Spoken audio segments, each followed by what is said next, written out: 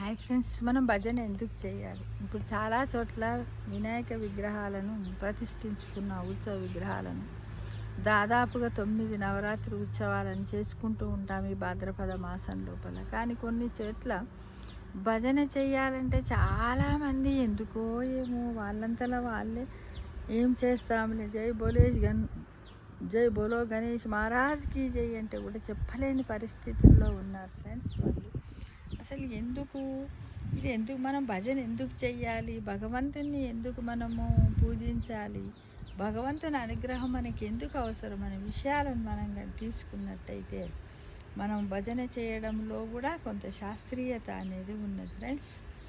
ఏంది అంటే మన చేతిలోని అన్ని అవయవాలకు సంబంధించినటువంటి మన ఆర్గన్స్ ఉన్నాయి కదా, మనకి 8 ఆర్గన్ సిస్టమ్స్ ఉంటాయి కదా, అన్నిటికి సంబంధించినటువంటివి కూడా మన అరచేతి లోపలనే వాటికి సంబంధించిన నరాలు ఉన్నాయి. నాడీ వ్యవస్థ అంతా ఉంది ఫ్రెండ్స్. అందుకోసం మనము భజన ఎందుకు చెయ్యాలి అంటే, చేతులతో చప్పట్లు కొడుతూ భజన చేయడంలో ఎంత శాస్త్రీయత ఆరోగ్య రహస్యం ఉందో ఆనాడే మన పూర్వీకులు తెలుసుకొని భజనను మన నిత్య జీవితంలో ఆధ్యాత్మికతతో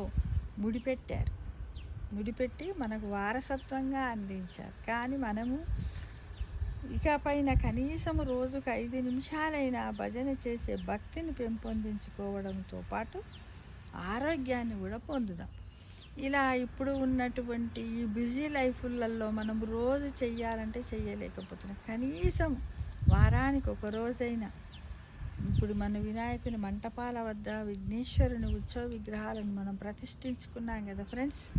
అందు గురించైనా మనము భజన చెయ్యాలి. ఎలా అంటే ఇప్పుడే చెప్పుకున్నాం, చేతుల్లో అన్ని ఆర్గన్స్కి సంబంధించినటువంటి ఉంటాయి. ఏవంటే థైరాయిడ్కి సంబంధించినటువంటిది, స్టమక్కి సంబంధించిన, బ్రెయిన్ బొటనవేల్లో బ్రెయిన్కి సంబంధించినటువంటిది ఉంటుంది.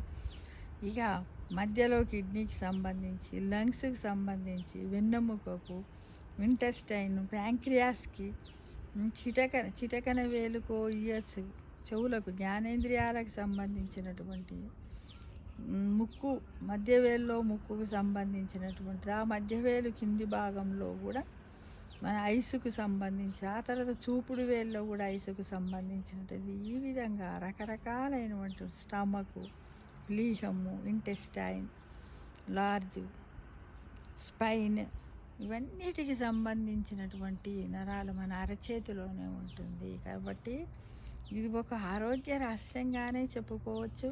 మనం అలా చెయ్యలేము. కాబట్టి ఈ ఆరోగ్యాన్ని మనం పొందాలంటే మనం మానసికంగా ఎంతో మనం ఎలా చేస్తామో మన వాళ్ళం ఏం చేస్తాం, మనకి ఎప్పుడు వాయిదాల పద్ధతి వేయడం మనకు బాగా అలవాటు. ఎందుకంటే ఇవాళ వేయాలి, సాధారణ రేపు చేద్దాంలే, ఇంట్లో రేపు అని అనుకుంటూనే మనం ఏ పని చేయలేకపోతున్నాం ఫ్రెండ్స్. కాబట్టి కనీసం వారంలో 2 రోజుల 3 రోజుల ఒక డైలీ టైం టేబుల్లా పెట్టుకొని ఒక దేవాలయానికి వెళ్తావా, లేకపోతే ఇంట్లో ఒక చోటనే కూర్చొని నీకు నచ్చిన భగవంతుని నామాన్ని స్మరణ చేసి చప్పట్లు కొడతావా, ఒకరే కొడతావా, నలుగురిని కలుపుకొని కొడతావా, లేకపోతే నలుగురితో నడుస్తూ చప్పట్లు కొడతావా, ఏంటిది అనేది మనమే ఒక ప్రణాళిక చేసుకోవాలి.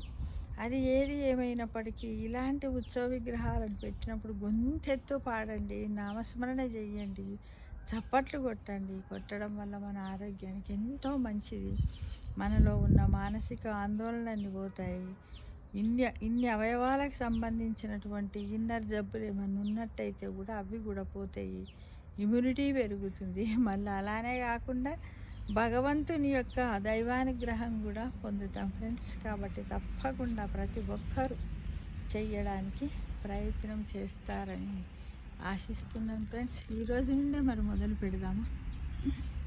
గొంతెత్తి పాట పాడండి, గొంతెత్తి నామస్మరణ చెయ్యండి, చేతులెత్తి చప్పట్లు కొట్టండి, ఈ విధంగా కాళ్ళెత్తి డ్యాన్స్ చేయండి. ఇవన్నీ చేసి భగవంతుని యొక్క కృపకు పాత్రలుగా ఆయుర ఆరోగ్యాన్ని 3 పువ్వులు 6 కాయల్లాగా పొందాలని కోరుచున్నాను.